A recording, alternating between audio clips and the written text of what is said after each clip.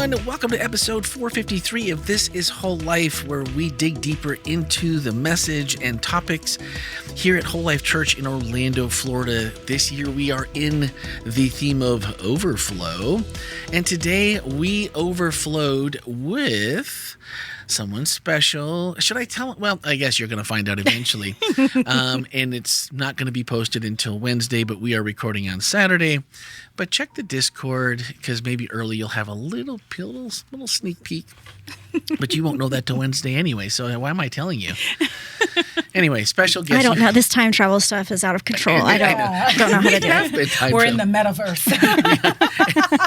And so as you hear that laughter in the background, just know that our special guest is very special. Someone here on staff and our leader, trusted leader.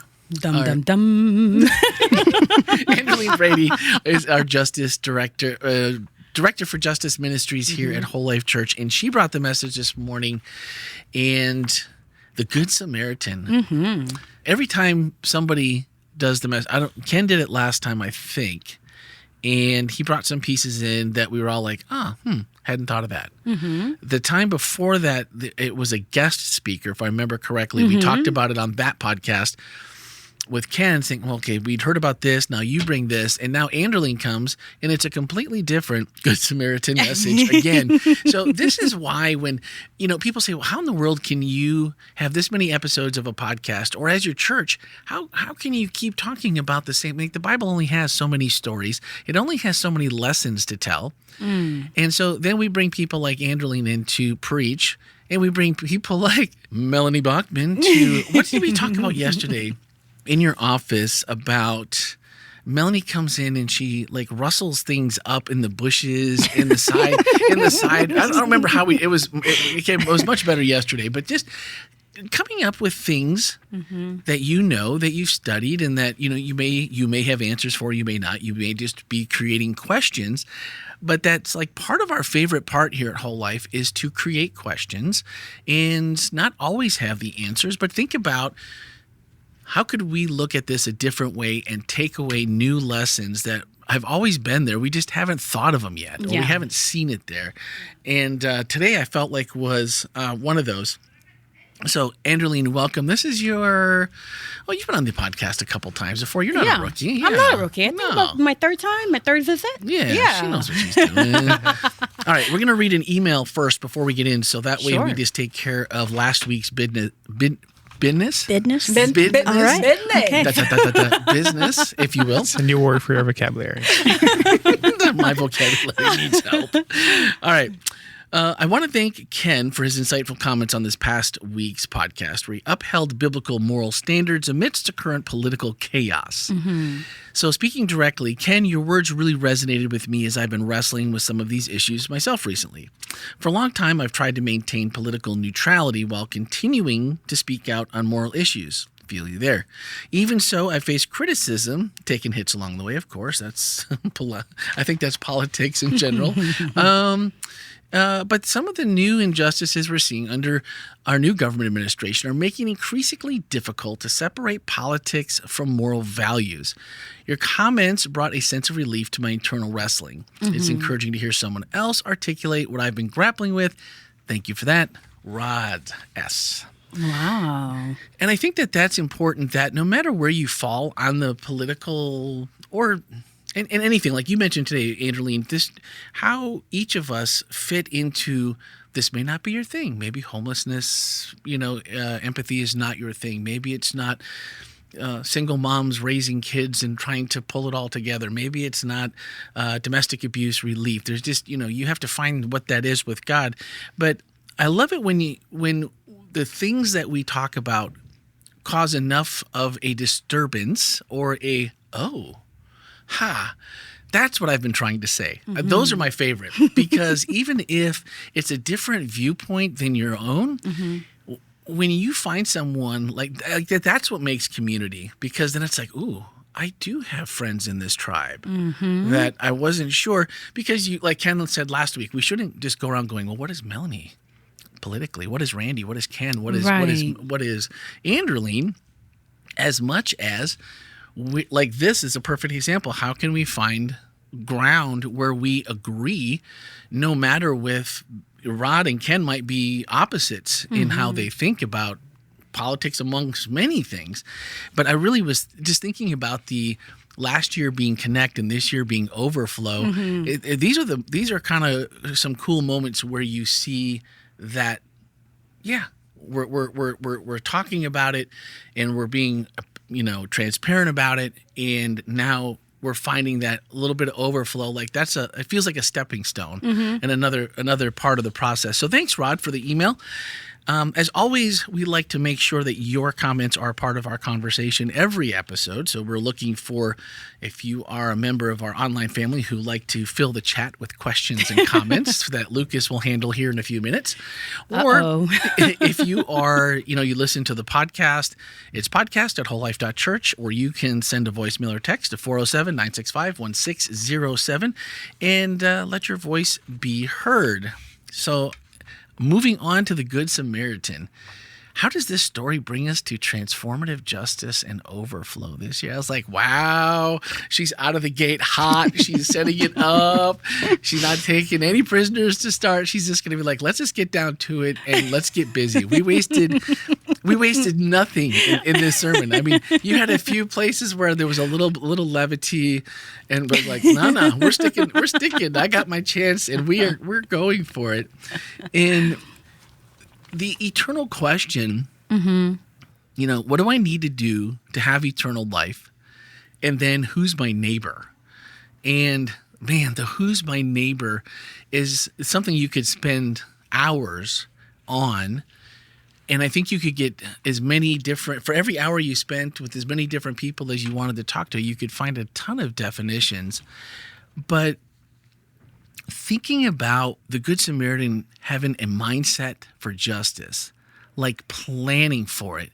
And I think that's the key that maybe I haven't thought about, or I know I haven't thought about it that way, but not waiting for opportunities necessarily to come and then go, because then there were so many comments about, well, this is me. I don't feel like I always do what I should do when, presented with, oh my, here's something I probably could, maybe should. I'm in a hurry. I've got a schedule. I've got meetings. I've got church. I've got all these different things. And then it's like this whole, it's like an attraction to just all those things that there's no way. How do you prepare though for that mindset? Like the Good Samaritan, I have a mindset for justice. Am I seeking it out? Am I praying? Like, what am I doing if I have that? That's I think what people were maybe trying to connect the dots Correct. With this morning. Yeah. I mean, it's easy to have a how-to, right? And I can say, hey, this is the 10 steps of how to do this. But the truth is, the first step is being honest with yourself. Where Ouch. are you? Where are you? Where are you right now with God? Where are you right now with the Holy Spirit? What are you being convicted of as you watch the news, as you go out into your house, as you play with your children, as you live your everyday life? You cannot live life passively and not get moments where you're like, ooh, this is such an inspiration moment. Because I believe the Holy Spirit's constantly working on everyone to bring them into places and spaces where he's like, aha, here I am. Aha, I'm doing something here. And so I think we start off with the where am I with God and the Holy Spirit question. And then ask yourself, what has the Holy Spirit been trying to bring me understanding of, and I need to be more sensitive to? I think that sensitivity, when we talked about overflow, the ground for overflow, the theological breaking down, it's like we're in a series. What? What? I had no idea. As we talked about all of those sermons, go back. They actually have been preparing us for this particular message. Where are we spiritually? if you ask yourself that question first, that is the beginning of wisdom. And start to unpack your own theology about how you look at other people. How do I see people, period? Am I seeing human doing or am I seeing human being? What am I doing when I look at someone who's so like morally opposite to myself? How do I characterize them? It's easy to make everybody an enemy, but it's harder to make everybody a friend. And the way Jesus operates is looking at the human being before them. And that's how he trained his disciples to move forward. The woman caught in adultery. What in the world? She's exposed. Yeah. And he's right there. He's not only overpowering her, he moved to her level and wrote on the ground. He kept on even footing with her the whole entire story. If you think about what it takes to lessen yourself and see others equally with you, man, that's a work of the Holy Spirit. I don't think we can do that without asking ourselves, where are we with God? The other part you mentioned was, doing this with someone. Mm-hmm. And I'll be honest that it is a lot easier to think about these things and act on them. Like for us as staff, this is stuff that we talk about, we wrestle with, we go through. Yeah. Think back 2 years ago it was my first, I don't know if I don't think Melanie had started yet, when we were at Kalakwa for a staff retreat. And we wrestled over a certain topic for like 12 hours. Oh, I was there. She was there. Yeah. I remember this. Me too. So you were. That's right. It was after. That's right. It was right after you were just. I was just barely here. Barely here. That's right. And that was, we took Ken's agenda and we just lit it on fire and threw it in the trash because this is what, like, where things needed to go. Needed to have to talk about. Yeah. And it's easier when you're there. It's not, I should say easier. It is maybe more inevitable because you're being exposed to it. It's not easier because there were tears, there were angry words that got spoken, that, and not in hate, but in just like situations and frustrations and people being allowed to be real. So I think it's hard for people that don't have someone as a sounding board, and we're lucky that we have you, who, like Ken mentioned, you not only have, your MDiv, but also in your doctorate in... Doctorate? Oh, wait, he's prophetic here.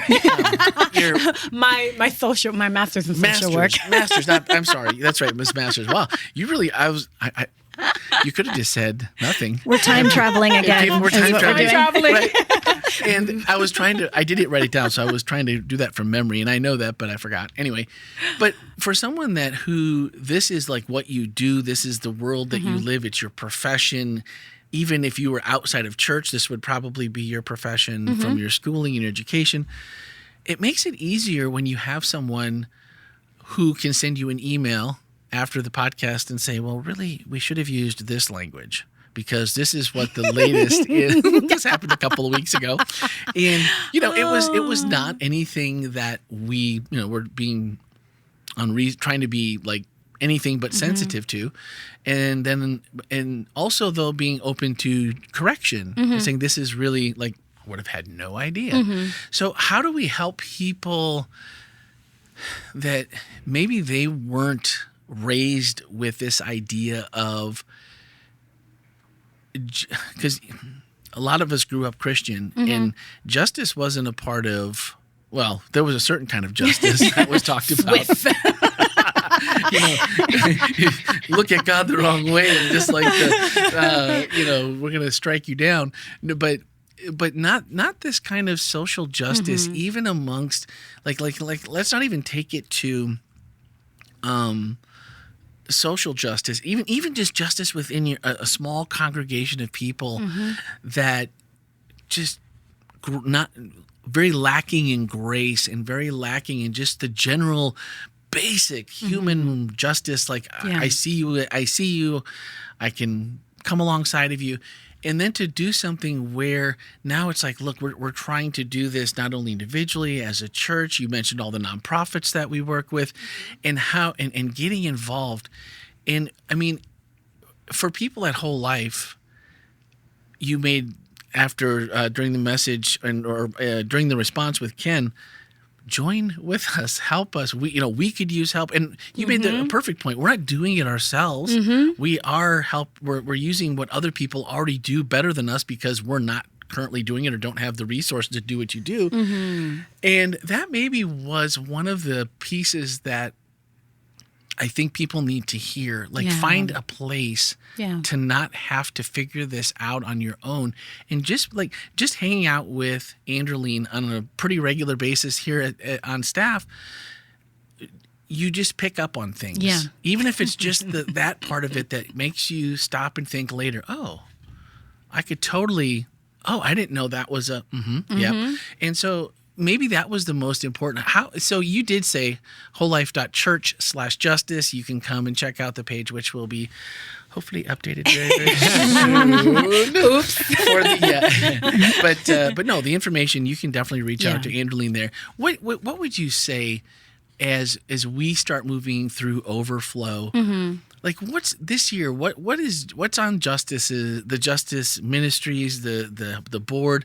What's the direction of overflow for the department this year that might just intrigue someone to say, you know what, I think I do want to get involved.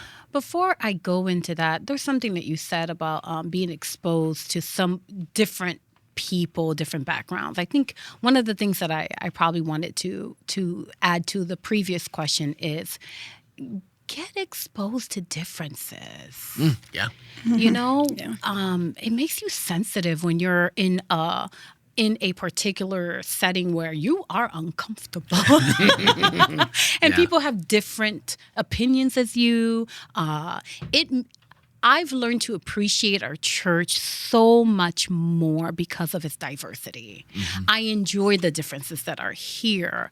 It allows me to be more sensitive to different human condition. I'll put it that way. Sure.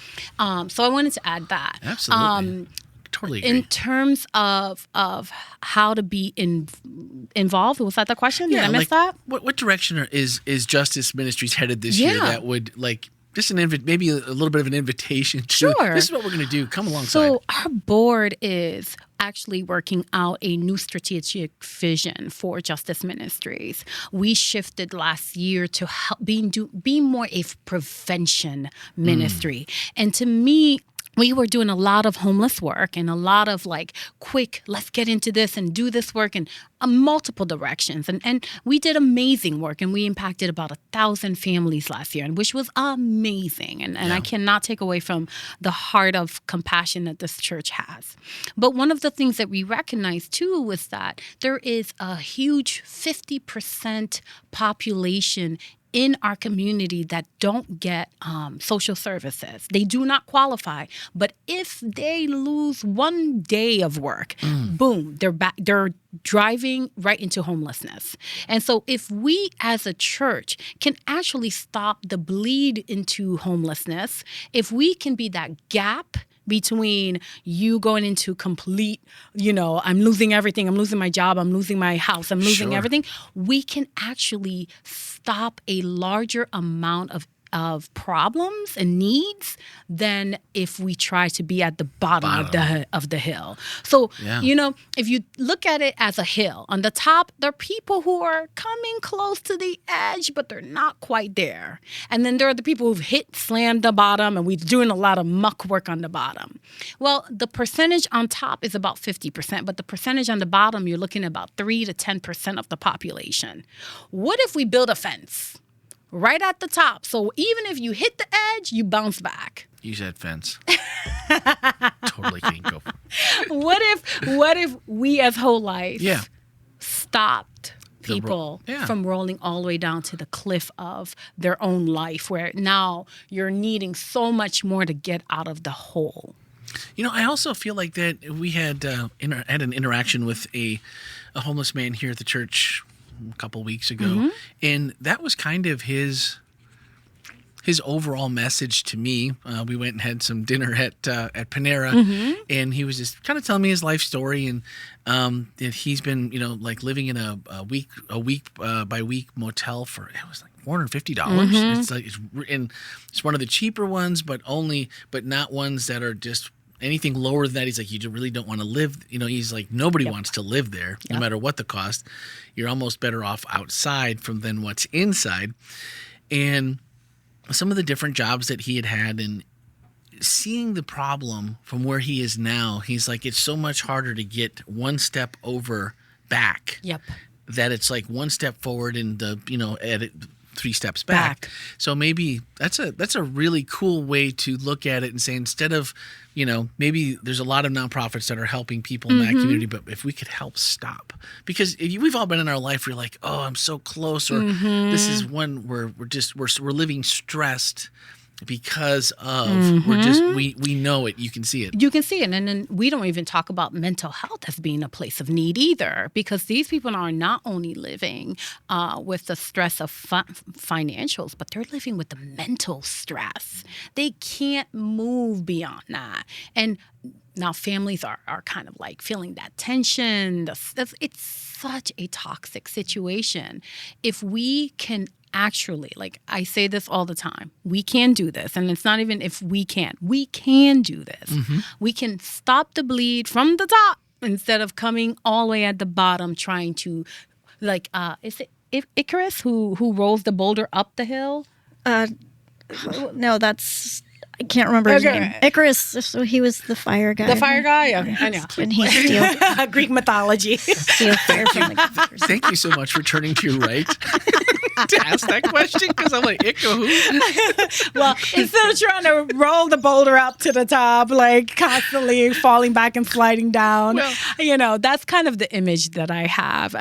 I think we say it in the healthcare field, an ounce of prevention is a pound of health, or something to that effect. And we all. Am I saying that wrong?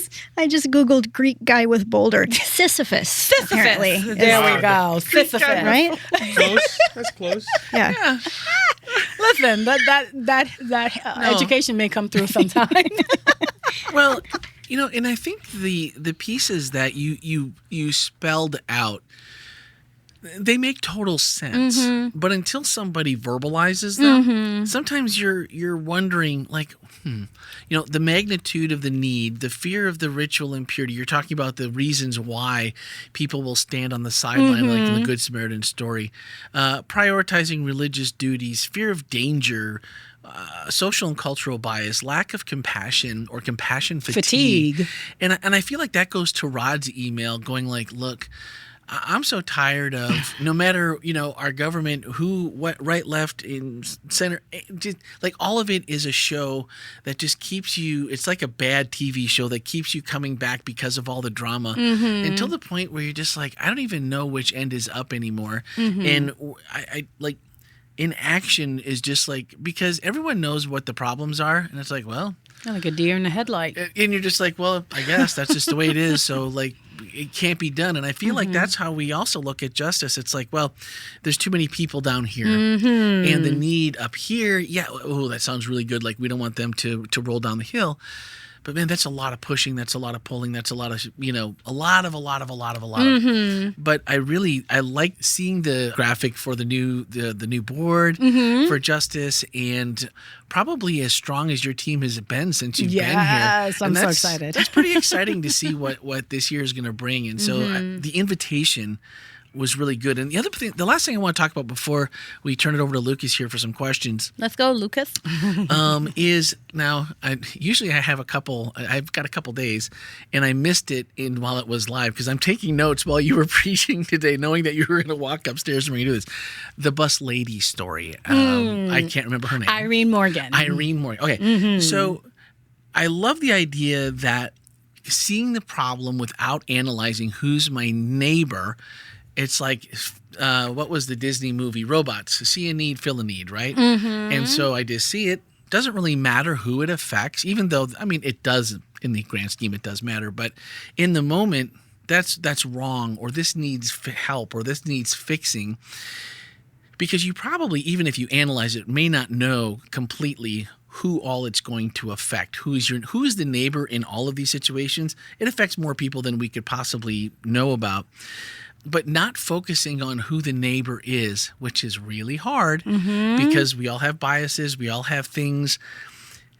That's a really tight focus, though. Yeah.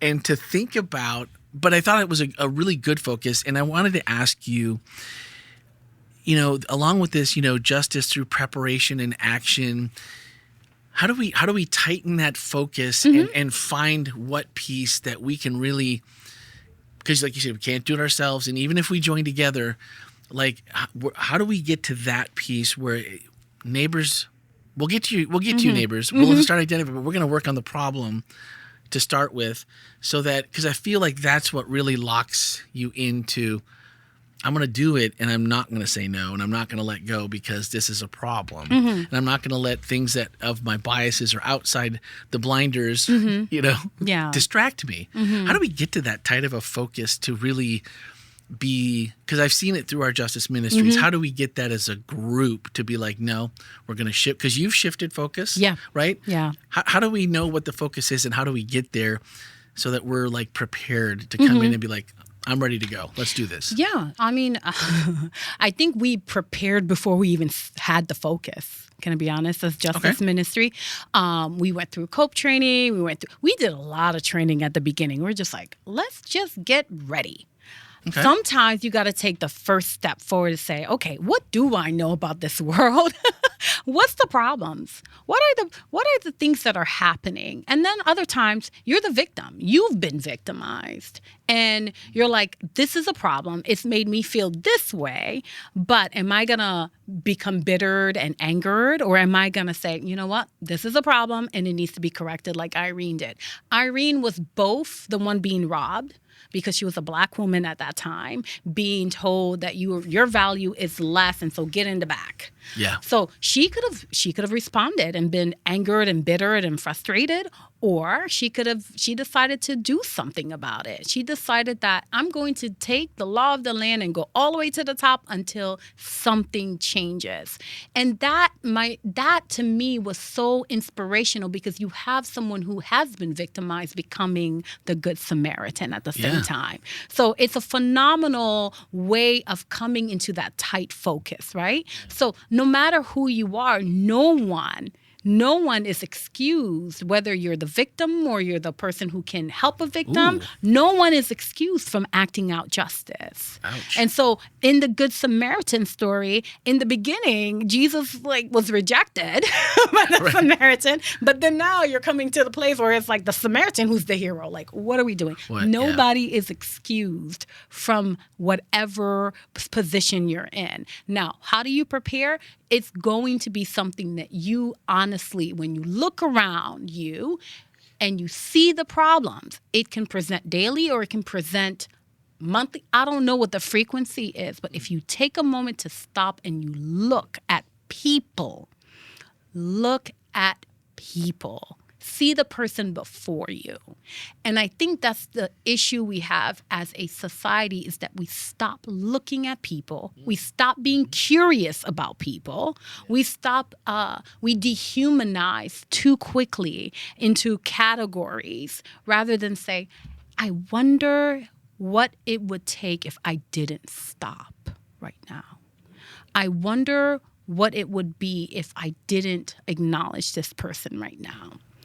So you're saying essentially that no matter where you fall on that spectrum, you're in it, whether you choose to participate. Absolutely. Or are you just going to stay part of the problem? Absolutely. Because essentially, if you don't pick a side, I don't know about picking a side, that's not what I'm trying to say, but unless you're going to join in some type of effort to move the ball forward, you're really just a hindrance. Correct. You can't really just say, well, I'm not going to participate. Well, we're all interconnected. We live in one big blue ball that's no matter if COVID has taught us anything, it's that we are so interconnected. We are so connected. And so if that is the case, then what I do here to change someone and it trickles down, if everybody just did one thing and it trickles down, can you imagine the impact? I mean, Jesus had 12 disciples and it trickled down to a whole global movement. Like, it doesn't take much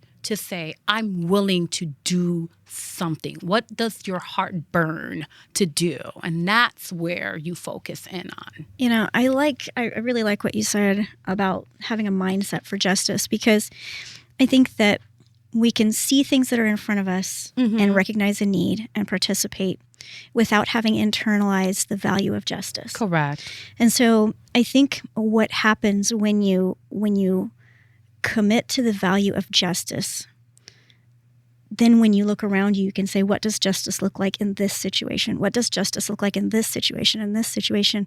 And all of a sudden, you know, instead of justice being this ambiguous ideal, it takes form. And it becomes almost a compass when you can look at a situation and say, oh, that is not just, or that, or this is what justice could look like here. And then once you have internalized that, then you can participate in the justice, you know, that needs to happen around you. So I really appreciate that kind of just this developing this mindset of justice and then committing to it, whatever it looks like, even if it's uncomfortable. Tough as that it is, may be sometimes, especially the uncomfortable ones, but also if you're extending that grace, being that person too that can be in the uncomfortable, survive it however you must, right? And then most of the time you realize that a lot of what you were thinking was either not necessarily incorrect, but maybe not from the perspective was off, or you were listening to something that you were taught or that you just picked up from your community or your family, that now you look at it and think, well, where did I come up with that? Because it sounds good. It's what I quote unquote what I know. I hate that. I hate that part. Because it's comfortable, it doesn't require me to do anything other than just be what I've always been. Right. But then to make that realization that even if I don't really agree, I can still see like that's your reality. And then both people, like you said, are human. And it's like, okay, well, it doesn't change my world, and mine's not changing your world, but together we're still learning things that we can still teach each other. And who knows, eventually, I mean, I've had things change that I thought, no, I'm never going to change my mind on that one. And then the right person comes along and goes, yeah, but what about that? And you're like, ooh, that's good. And it may not be right away. That's the other part. If it doesn't ever change that person to who you think they should be or that they think like you, it doesn't matter because you're missing out. The biggest thing I've learned as I've gotten older is you just miss out on the richness of more friends. Yeah. By saying like, well, I can't be a friend with this person because I just can't do this. Of course you can. Yeah. And it's a mindset, and it really is that humanizing part. So I think that was one of my biggest takeaways from this message. Correct. That was great. Awesome. You were talking about earlier, Randy, our staff retreat when we had that really long, really difficult, really emotional conversation. And I don't think any of us super enjoyed being there in that conversation, but all of us knew it was important and we were all passionate about it. And I think ultimately what it came down to in the end was we understood each other better. Yep. And when it came time for application of what we were discussing, I felt like we moved the needle in such a way that made it easier for us to work together productively. And I think that's one of the things that we forget. Discomfort is an opportunity for change. You know, conflict, as long as it's productive and it's accomplishing something and it's not just destruction, conflict can actually be really good and really motivating. Yeah. Andy Stanley, one of my favorite messages I ever heard him speak was at Catalyst, and his message was, the tension is good. He's like, if you have no tension within your teams, within your church, within your friendship groups, then you're dying.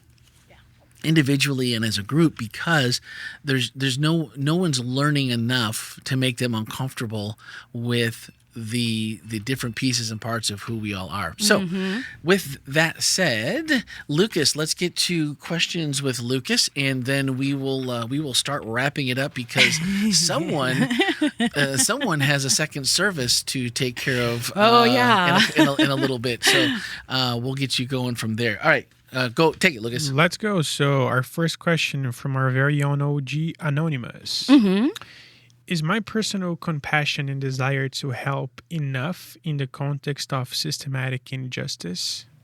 Great question. Yes. That moves you from being an observer to having that mind of justice. Your personal and desire truly is the beginning, the seed that will bloom towards saying, you know what, I have hope that things can change. If you lose the hope that things can change, then you will live in inaction. If you look at all the great leaders of our time, from the civil rights movement, from the prophets, they all had the hope that things can change. That is the beginning of wisdom. So that personalization is the beginning of wisdom. Excellent. And Debbie's asking, it's really hard to risk feeling unsafe like the Good Samaritan did. How do we determine when to risk safety and surety to show God's love or when to stick to self-preservation? I know we answered that one, but I also wanted to make sure for those on the podcast, because I felt like that was a really poignant question that I think a lot of us have felt. And so we're going to give you another crack at it here too. For sure. I mean, again, I go back to the text right before that. He sent them 2 by 2. Partner with someone with similar passion, whether it's our church family, your small groups, your nonprofit, whatever comes up for you to make change. Your family, like your family's a group. Why don't you encourage a family passion where you go out and you serve once a week, once a month, whatever the frequency is. Don't go out by yourself because sometimes our own perception what the need and the solutions are can be wrong. But if you go with an organization that is already in that journey, they can teach you, they can equip you to go out well and do that service project. But the beginning, again, is that mindset for justice. Put those biases away, and then that safety component is equipping yourself with community, with church family, with an organization to do the work that you want to do. wholelife.church/justice. All right, and our last one from Anonymous 3. Loves today's sermon. Question: with all the fear and uncertainty in our country on the current immigration laws, removal of TPS, visas, mass deportation, etc., how can we as a church be a good Samaritan to this demographic who is in need of comfort? It is so easy to turn our heads, but the fear is real and it is near to us. Any thoughts? Yeah, we want to acknowledge that fear. It's a real thought. It's hard to be an immigrant myself and knowing what my mom went through and then to naturalize us. It was a long process and journey. So as a church, we acknowledge the need to be a comforting place and a safe place for our immigrant communities and those who are seeking refuge. So that's the first place. Acknowledging the fear is real. Don't bypass that wounding because fear drives a lot of these things that we're seeing in our larger context. Second of all, as a church, we are talking about how to equip people to help those who are going to have families left behind. As a board, we are looking at that question. How do we help? Where do we direct people to? What are the resources that are here in and out of our community that can help equip people to be prepared when ICE comes or to be prepared when you're going to be away from your family for 2 to 3 years? How do you navigate all of the social circumstances of leaving your child behind? What does that look like? So we are in conversation with multiple organizations. There will be a call out to everyone to know what these resources are, to be a help and point people in the right direction of knowing their rights, knowing how to prepare and get what they need. So that'll be coming out and just give us a little time to make sure that we are directing people to the right resources. Excellent. That's it? Yep. Excellent.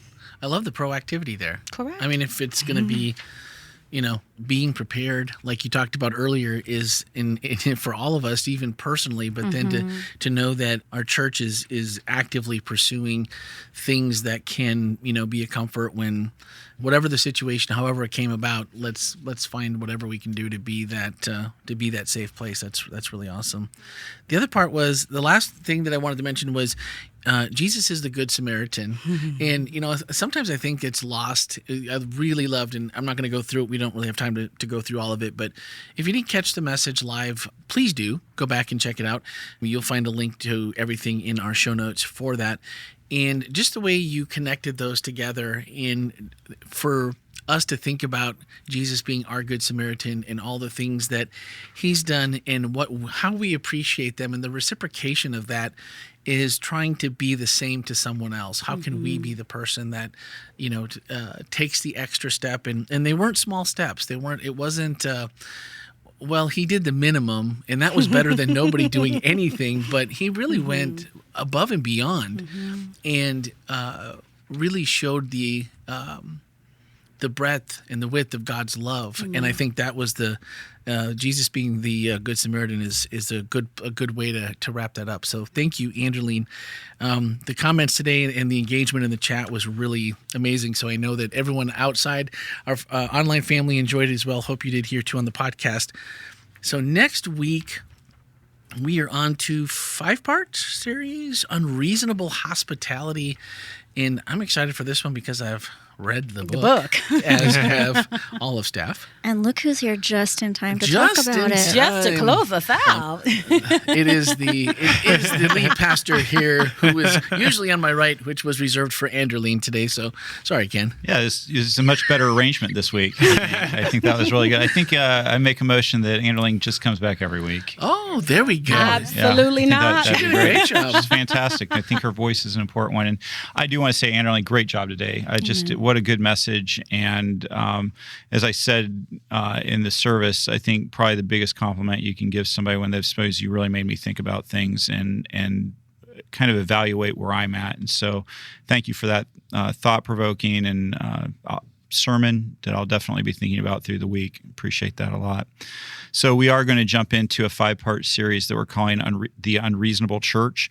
It is loosely based off of a book called Unreasonable Hospitality. And I say loosely because as a staff, we read the book together. I'd read it before the staff did and brought it to them because I thought it was just such a phenomenal book. It's one of my favorite books of last year.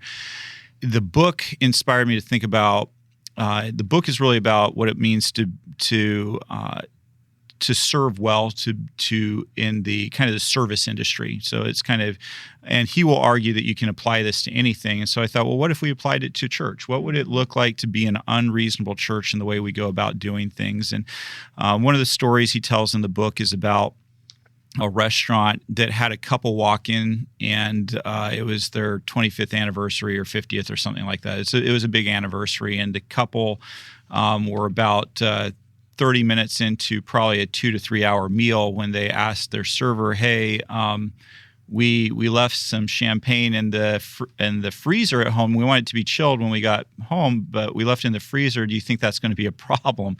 And the server's like, "Yeah, I think if you're going to stay the whole time, yes, that'll probably be a problem." But the server had this concept of unreasonable hospitality. So the server said, and I'm paraphrasing the story a little bit, server said to them, "If you would feel comfortable, if you give me the key to your house, I will send somebody from the restaurant to your house to take the champagne out of the freezer and put it into the refrigerator for you." So right there, that's unreasonable. That's not something that you would expect a restaurant to do. They agreed. They gave the person the key, brought it back before the meal was over, gave it to them. Well, when they got home, they opened up the refrigerator, and sure enough, there was the bottle of champagne, but it wasn't just champagne. There was a box of chocolates and flowers and a note that said, "Thank you so much for celebrating such a special anniversary with us." And it made me think about what would a church look like that kind of adopted that kind of unreasonable hospitality, that kind of unreasonable presence in the community and in our church life. And so for the next 5 weeks, we're going to take a look at different ways that our church could be unreasonable in the way that it goes about doing things. We're going to start off with what would it look like to be unreasonable in the way that we love. So that one's called Prodigal Love, because prodigal means wastefully extravagant. So what would it look like to be wastefully extravagant, unreasonable in the way that we love each other and we love our community? Well, it's the concept, even when applied to, I mean, I like to go out to eat as much as the next person, but I wouldn't call my, like the restaurant business isn't anything that would pique my interest necessarily. But when you put it in the context of how this played out through this, the kind of through the restaurant and the service industry, that it's pretty exciting when you start to think of those applications, like Ken said, about how could we apply that here. So I'm pretty excited about the next 5 weeks. And we can thank Melanie for that, because that was not, we had talked about doing the series, and when I sermon planned, I left it off because there was some other things, and I came back and Melanie's like, "What happened?" I said, I don't know. It just didn't kind of fit into the way. And we talked it out and decided it was too important not to put in, and work things around. And so here it is. That's why we love Melanie. So I'm either sharing in the blame or the glory. We'll see how it goes. Always the glory, Melanie. Always the glory. Always the glory. Keep shaking the bushes alongside the road. So I think that's going to do it. Anderline, once again, thank you. Please, guys, don't miss the message. This is one that even if you are not local to Orlando, if you're part of the Whole Life family, if you're listening to us here, you're part of the family. If you watch online, you're part of our Whole Life online family. If there's a way that we can help you, maybe even in your community, think about justice even in a small way, just personally, please reach out, podcast@wholelife.church, and I'll make sure that those get over to Anderline. And we would love to just hear from you and think of ways that maybe we could share a little bit about maybe what's happening here and maybe how we could apply it to where you are. We would love to just make ourselves available as that resource. So please do reach out. That's going to do it for this week, guys. Thanks for listening and have a fantastic week.